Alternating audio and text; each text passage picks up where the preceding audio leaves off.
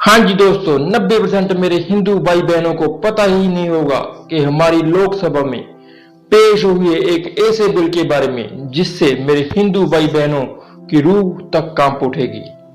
कौन सा था वो बिल और क्या था उस बिल में? अगर वो माननीय लोकसभा में पास हो जाता तो क्या होता मेरे हिंदू भाई बहनों के साथ, आइए देखते हैं। कम्युनल वायलेंस बिल, जिसे हिंदी में दंगा नियंत्रण कानून से परिभाषित किया गया। इस बिल को 60 साल तक देश पर राज करने वाली ग्रैंड ओल्ड पार्टी यानी कि कांग्रेस पार्टी मनमोहन सिंह सरकार में पहले 2005 और फिर 2011 में लेकर आई, पर बीजेपी और अन्य पार्टियों के भारी विरोध के कारण यह बिल लोकसभा में पास ना हो सका। इस बिल को कांग्रेस की राजमाता यानी कि सोनिया गांधी की विशेष टीम, जो आजकल अर्बन नक्सली बने हुए हैं, उन्होंने बनाया। इस टीम को तब NAC मतलब नेशनल एडवाइजरी काउंसिल भी कहा गया।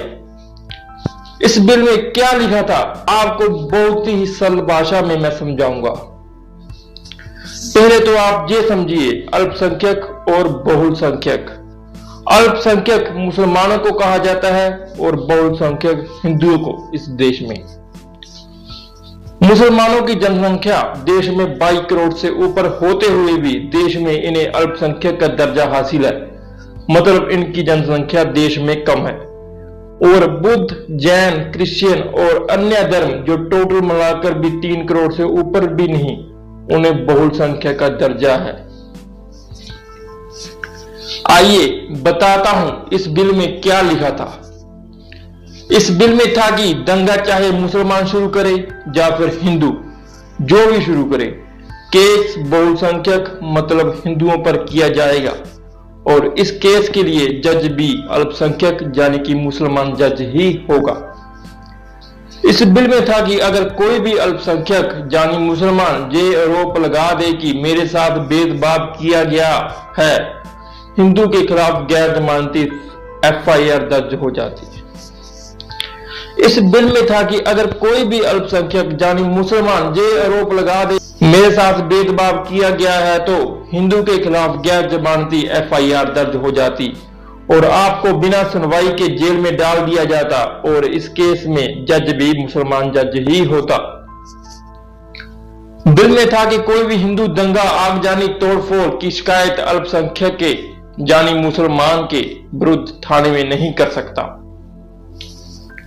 इस बिल में था कि दंगे के दौरान अगर अल्पसंख्यक के घर या दुकान और अन्य प्रॉपर्टी को नुकसान होता है तो इसकी वसूली हिंदुओं से की जाएगी, और अगर दंगे में हिंदुओं का घर या दुकान नुकसान होता है तो अल्पसंख्यक इसके लिए जिम्मेदार नहीं होंगे। इस बिल में था कि दंगों के दौरान दर्ज अल्पसंख्यक से संबंधित किसी भी मामले में सुनवाई कोई भी हिंदू जज नहीं कर सकता।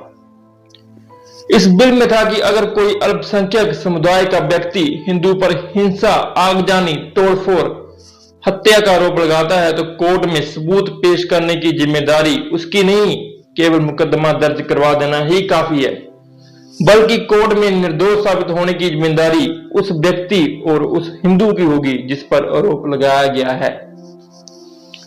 अगर आपके घर में कोई कमरा खाली है और कोई भी मुसलमान आपके घर आता है और उसे किराए पर मांगने के लिए, तो आप उसे कमरा देने से इनकार नहीं कर सकते, क्योंकि उसे बस इतना ही कहना था कि आपने उसे मुसलमान होने की वजह से कमरा देने से इनकार कर दिया।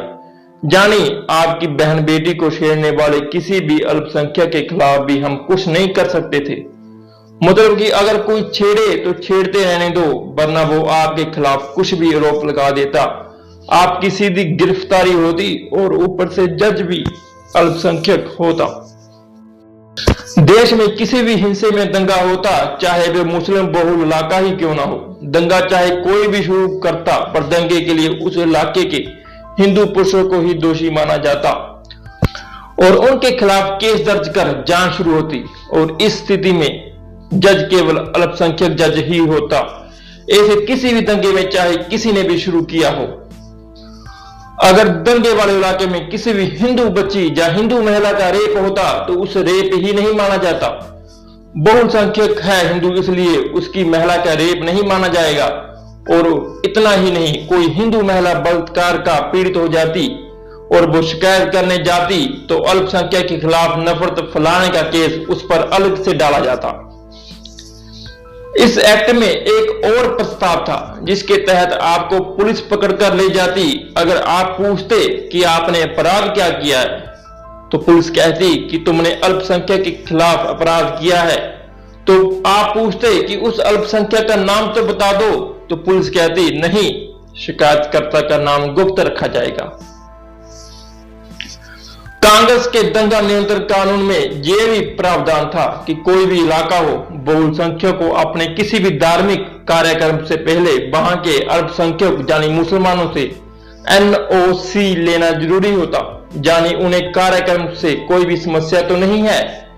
ऐसे हालात में अल्पसंख्यक बैठे बैठे कमाई करते, क्योंकि आपको कोई भी धार्मिक काम से पहले उनकी NOC लेनी जरूरी होती और वो आपसे पैसे की वसूली करते और आप शिकायत करते तो भेदभाव का केस आप पर, और ऐसे हालात में जज भी अल्पसंख्यक जज होता। और भी अनेकों प्रावधान थे कांग्रेस के इस दंगा नियंत्रण कानून, जिसे अंग्रेजी में कम्युनल वायलेंस बिल भी कहते हैं।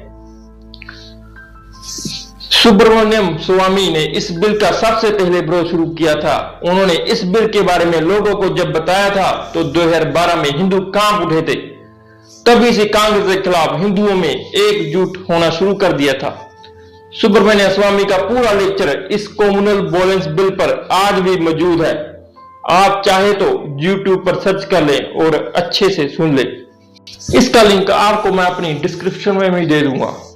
हाँ जी दोस्तों, ये था हिंदू विरोधी बिल के बारे में। आपको जो जानकारी अच्छी लगी तो इस चैनल को सब्सक्राइब जरूर करना। इसके लिए आपका बहुत बहुत धन्यवाद होगा।